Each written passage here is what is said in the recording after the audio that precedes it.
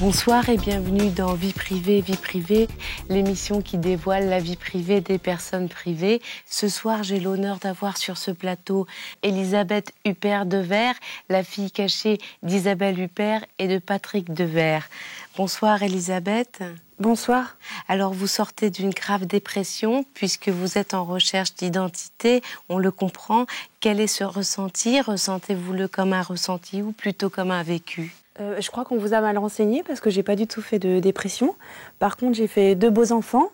J'ai un mari qui m'aime et un boulot passionnant. Non, je crois que j'ai beaucoup de chance. Donc vous êtes complètement dans le déni, on est d'accord, et on le comprend.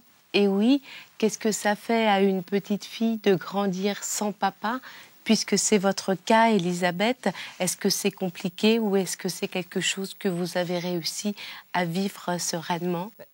Écoutez, je viens de vous dire que tout va bien. Je comprends pas, c'est un peu pénible, là.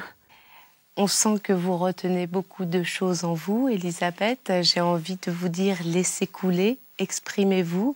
Donc, il y a bien quelque chose qui vous embête au quotidien?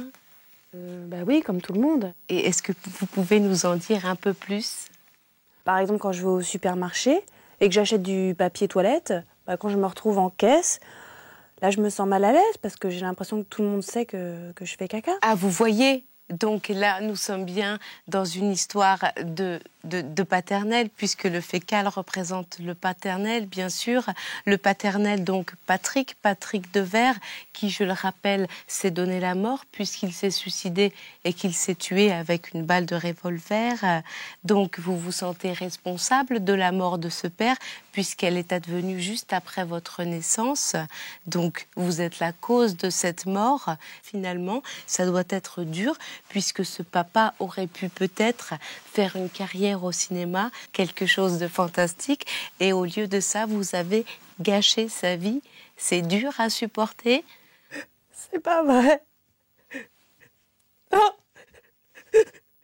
Merci Elisabeth pour ce témoignage poignant, et tout de suite, je vous propose de regarder un deuxième témoignage tout aussi triste. Pour terminer cette émission, je reçois Louise Dalle-Star, la fille de Joe Star et de Béatrice Dalle. Vous avez avorté après vous être rendu compte que l'enfant que vous portiez était l'enfant de votre berger allemand qui vous avait violé. Il vous a violé? Ouais. Après avoir mis du GHB dans votre verre. Alors, est-ce que c'est vrai ce qu'on dit sur les bergers allemands? Ouais. Très bien, merci Louise. Alors, la semaine prochaine, nous nous retrouvons avec des fils de marchands d'armes autour de cette table dans un nouveau Vie privée. Et le thème sera « Oups, j'ai touché le canon à papa ». Merci, bonsoir.